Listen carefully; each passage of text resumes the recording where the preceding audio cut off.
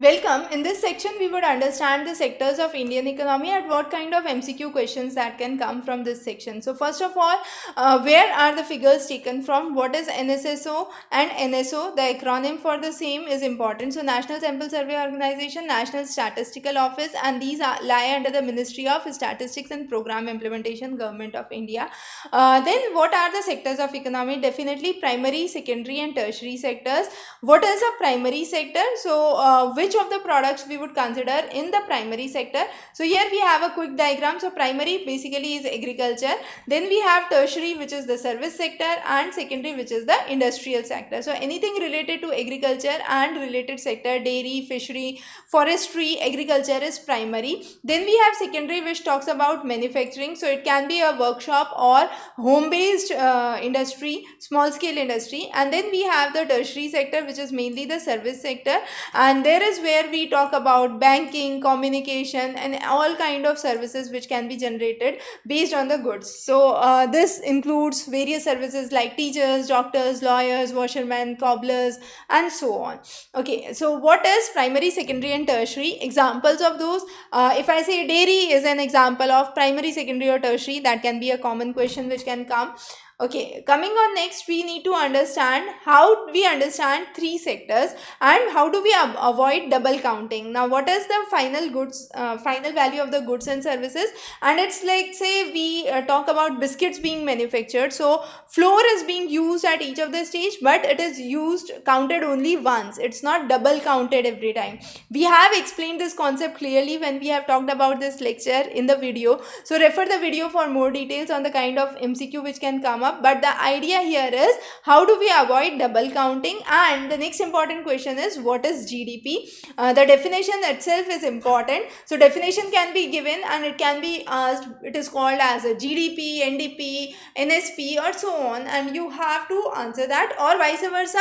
What is GDP can be asked, and then the definitions can be given. This definition can be for gross domestic, net domestic, and so on. Okay, then we need to understand historically how changes have taken place across the various sectors for the development. So GDP by the primary, secondary, and tertiary sector across various years, how this income changes have been registered. So graph reading, graph based questions can come. You can be given this graph and you can be asked to read which is the substantial increase which has been registered in terms of GDP across which sector. So you have tertiary as the answer here based on the graph. So here you have the graph and the questions related to graph. Okay, so as I mentioned, graph based questions can come from the economics, both the chapters.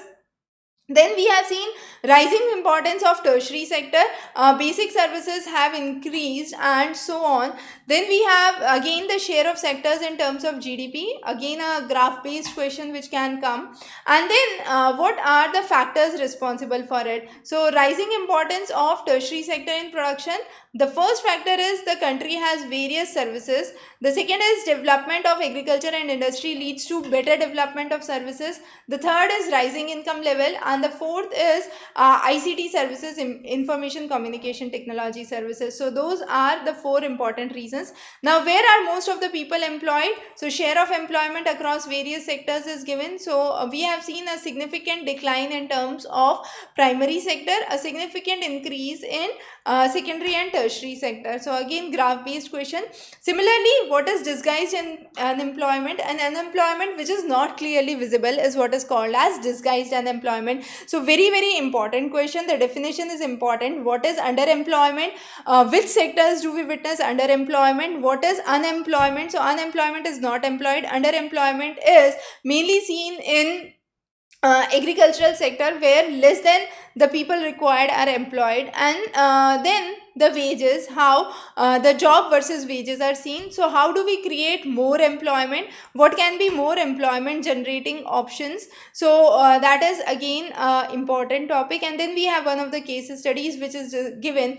There can be similar small case study which can be given, and it could be asked this relate to what. Then right to work, the Manrega scheme, the Manrega 2005 scheme which talks about 100 days of guaranteed employment by the government is again an important question.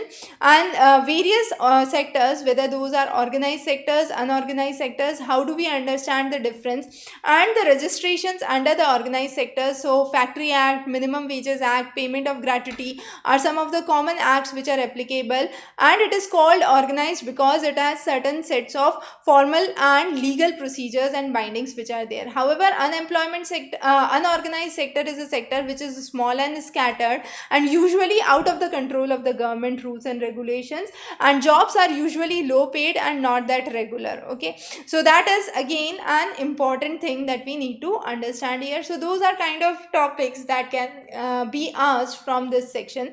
The next is, how do we protect workers in the unorganized sector? So better literacy rate and better workforce can be developed.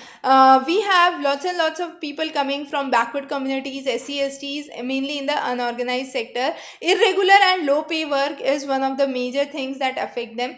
Now we have a table and certain economic activities pertaining to it. Then the question can come on, what is the difference between public and private sector? Examples of public and private sector, some of the activities which the government support and government spends on, and those are some of the ways through which you can attempt these questions.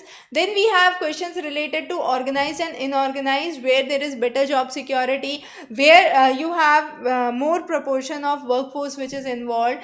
Cotton is a natural product and cloth is a manufactured product. So primary and secondary, which sector is involved, and what is interdependence.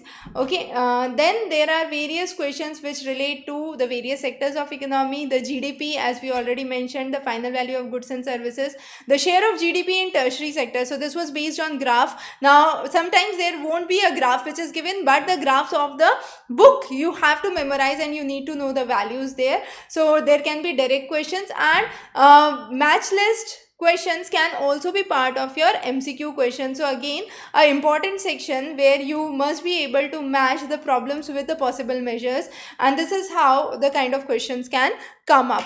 So those are some of the common questions. As I mentioned, for economics it's mainly conceptual, applicative, table based, chart based, interpretative questions which would be commonly asked.